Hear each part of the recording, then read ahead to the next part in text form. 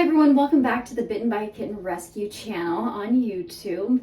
I've got kind of an impromptu video today. I've had 3 cat surrenders this year, meaning former fosters that had to be surrendered due to life-changing events such as moving and one having to do with someone's mental health and they just could not care for their animal anymore. So with that, there is a clause in my adoption agreement that states, should you need to rehome your cat at any time, no matter what the circumstances, even if you're trying to give it to a friend, you need to contact me first so that I can make sure that the new home is suitable for this cat. So just a quick backstory on the kitty that I'm intaking today before I get into detail about how I'm going to set up his room and how I slowly introduce him to the other kitties. Ivy is a cat that was a part of a major trapping event that I did back in, I think, the end of 2020, beginning of 2022. And it was out in Vacaville at a trailer park. And every time I turned around, I was getting calls from these people to trap more kitties, or they had found more kittens. I think in total we had rescued about 16 or 17 kittens and 1 adult cat off the property. Now, Ivy is one of the kitties that I trapped during a big trapping event out there, and his siblings were adopted out except for 2. 2 of them are still here because they were completely unadoptable. That's a video for another day. But he was adopted to a very wonderful young woman who ended up, after a few years, realizing that she couldn't care for him. There are reasons for this, and I do go into these situations without judgment the best that I can. This was a very heartbreaking situation to watch. She didn't want to have to do this, but she was making the best choice for him.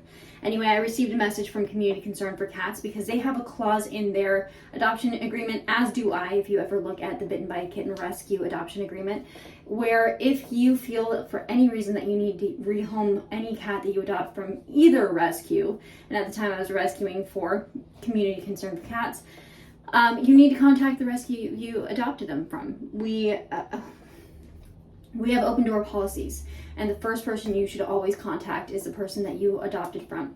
Don't rehome them. Don't go calling other rescues until you contact us first.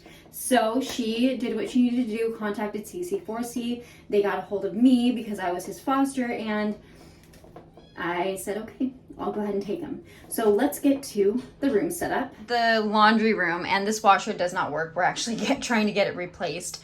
Anyway, I will be cleaning the floor really quickly. He's sitting up there right now, and his litter box will be going over there because that's from his original home.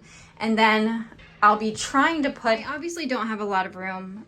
I have been working on actually opening a cat sanctuary, so hopefully this will change. In the meantime, these are the items that were brought from his home. I always try to make them feel like they're at home. So he's got his climber here, his litter box, and he has some special dietary food because he has a urinary tract infection right now. So once that's done, it's all set up. You go ahead and, hi. I haven't seen you in 2 years, buddy. Hi. Hello. So I'm going to go ahead and open this up, let him kind of decompress. He's actually really calm compared to most cats I've had get surrendered. Usually there's this look of complete concern and sadness on their face, but he's just a little confused. He may or may not recognize it because it's been 2 years since he was last here.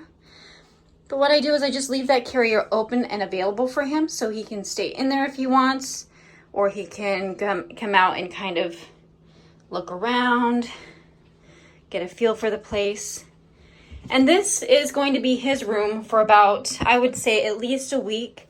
I have a bed from the other kitties out there. So that's Arthur and Venus's bed that they brought, but now they share it with everybody else. So it's got the other cat's scent on it, and I am also leaving some items from him out there with the other kitties so that they can kind of smell and feel for him. And again, he will stay in here for about a week like this. And then I'll gradually introduce him to the other kitties. And it's got to be a very slow introduction because we don't want anybody freaking out. Now, when a cat or a kitten is surrendered to the rescue, I traditionally spend a great deal of time in here just getting them used to my presence again and comforting them because, as I mentioned before, some of them end up being very, and I mean very, stressed out. He seems to be extremely calm considering when Arthur and Venus were surrendered earlier this year. they were hot messes. They just walked in looking totally defeated. Meanwhile, he's just an exploring maniac right now. Next, we have the legalities. So anytime a kitten is surrendered or a cat is surrendered, I do have them sign a surrender form because that cat no longer is under the adoption agreement. They are officially under the rescue, especially because this dude was not adopted out from the rescue I direct. It was adopted out from the rescue that I was partnered with at the time. So that's the transitional process for a surrendered animal. I did work at a nonprofit no-kill shelter and witnessed a lot of surrendered animals, and all I can say is that I understand that there are times in people's lives when they have to surrender an animal, but the best advice I can give to someone to avoid this sort of thing is to really think it through, look at your life, look at your health, look at, you know, every aspect to make sure that you are bringing in an animal that you are going to keep for the longevity. Cats are a 20+ year commitment. So just a bit of advice. Anyway, I will see you guys in the next YouTube channel. Please leave a comment in the comment section. Let me know what else you guys would like me to do video-wise in regards to cat and kitten rescue. See you next time.